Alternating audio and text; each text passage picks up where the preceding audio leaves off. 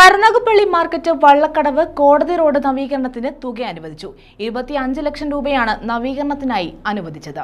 മുഖ്യമന്ത്രിയുടെ തദ്ദേശ റോഡ് പുനരുദ്ധാരണ പദ്ധതിയുടെ പൊതു മാനദണ്ഡം അനുസരിച്ചാണ് കരുനാഗപ്പള്ളി നഗരസഭയിലെ മാർക്കറ്റ് വള്ളക്കടവ് കോടതി റോഡിന് നവീകരണത്തിനായി തുക അനുവദിച്ചത്. 25 ലക്ഷം രൂപയാണ് നവീകരണത്തിനായി അനുവദിച്ചതെന്ന് CR മഹേഷ് MLA അറിയിച്ചു. നിർമ്മാണത്തിനായി ഭരണാനുമതി നൽകിയത് തദ്ദേശ വകുപ്പാണ്. ഗുണനിലവാര പരിശോധനയ്ക്കായി ജില്ലാ പഞ്ചായത്ത് എക്സിക്യൂട്ടീവ് എഞ്ചിനീയറുടെ നേതൃത്വത്തിൽ സാങ്കേതിക സമിതിയുമുണ്ട്. പദ്ധതിയിൽ ഉൾപ്പെട്ട റോഡിന്റെ നിർമ്മാണം 2025 ഏപ്രിലിൽ പൂർത്തീകരിക്കണമെന്ന് മുഖ്യമന്ത്രി നിർദ്ദേശിച്ചിട്ടുണ്ട്. കഴിഞ്ഞ കുറെ നാളുകളായി തകർന്നു കിടക്കുന്ന റോഡിലൂടെ കാൽനട പോലും അസാധ്യമാണ്. ചെറിയ മഴ പെയ്താൽ പോലും റോഡിൽ വെള്ളക്കെട്ടുണ്ടാകുന്ന സ്ഥിതിയുണ്ട്.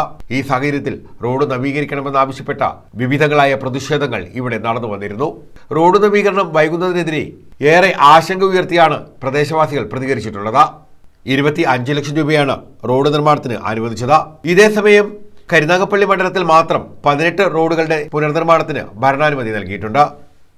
News bureau, Karunagappally.